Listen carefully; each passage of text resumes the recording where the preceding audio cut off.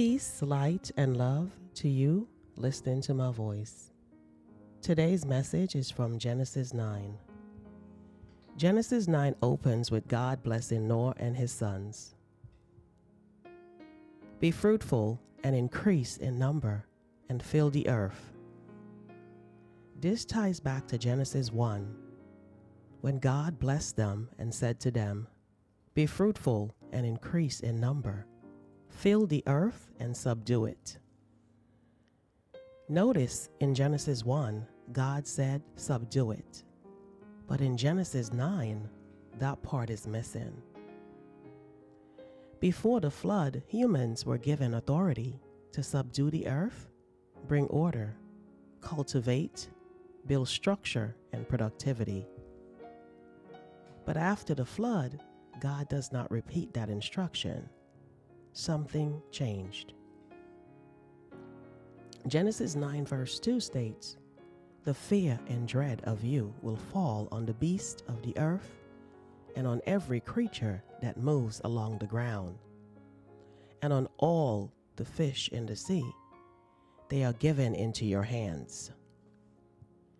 Compared to Genesis 1, it says, "Rule over the fish in the sea and the birds in the sky, and over every creature that moves on the ground." So before the flood, it was just authority. But after the flood, it is authority plus fear. The relationship changed between humans and animals. Fear and dread entered the relationship. And with this fear and dread, there is now distance, avoidance, and even attacks. Then God said, "Everything that lives and moves about will be food for you. Just as I gave you the green plants, I now give you everything. But you must not eat meat that has its lifeblood still in it. And for your lifeblood, I will surely demand an accounting from every animal, and for the life of another human being. Whoever sheds human blood, by humans shall their blood be shed. For in the image of God has God made mankind." So basically, this is saying life is sacred to God. Before the flood in Genesis 1, in verse 29, God said, "I give you every seed-bearing plant on the face of the whole earth, and every tree that has fruit with seed in it." So only seed-bearing plants and fruit with seeds were given to humans to eat, and every green plant to the animals. But not so in Genesis 9 verse 3. It changed. After the flood, humans can eat meat, but without blood in it. Human life is sacred to God. Humans are made in God's image. Life belongs to God. God said, "Do not eat blood. Do not take a life." The reality today, people still consume blood. And people, sadly, continues to take other people's lives. The instructions are given, but they're not always followed.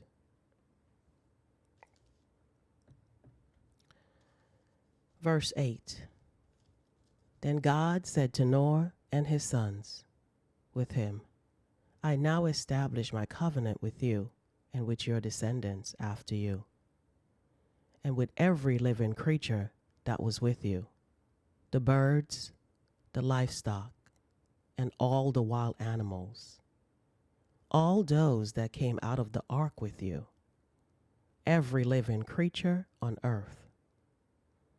I establish my covenant with you.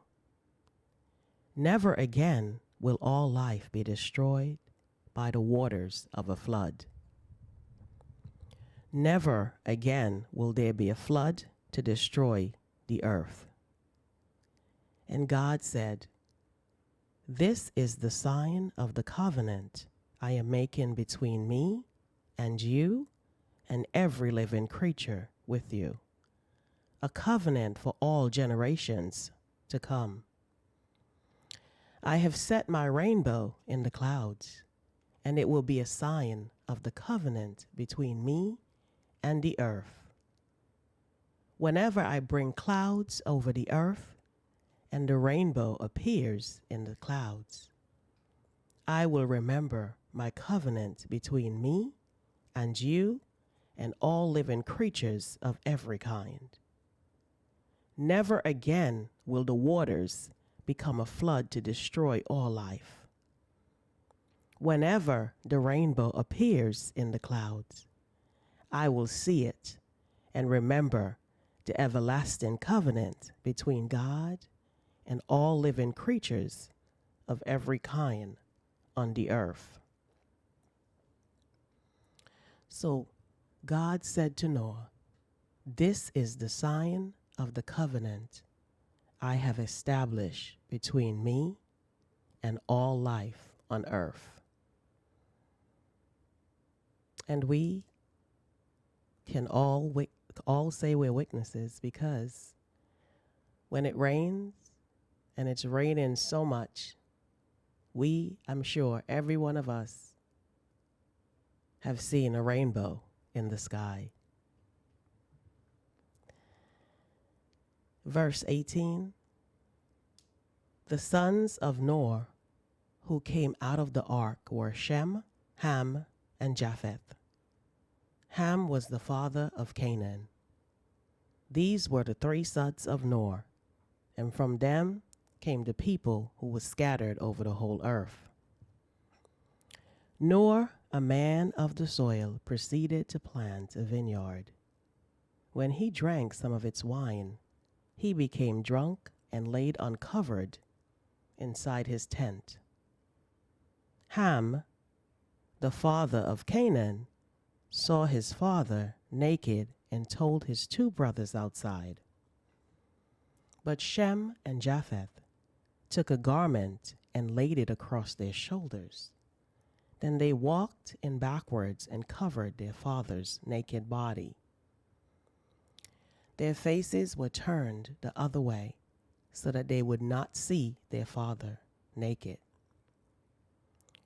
When Noah awoke from his wine and found out what his youngest son had done to him, he said, "Cursed be Canaan. The lowest of slaves will he be to his brothers." He also said, "Praise be to the Lord, the God of Shem. May Canaan be the slave of Shem. May God extend Japheth's territory. May Japheth live in the tents of Shem. And may Canaan be the slave of Japheth." There's no mention here of Ham after Noah found out what was done. Instead, Noah cursed Ham's son, which is his grandson, and he blessed his other two sons. So right here, for the first time, we see that a man can actually bless or curse his sons.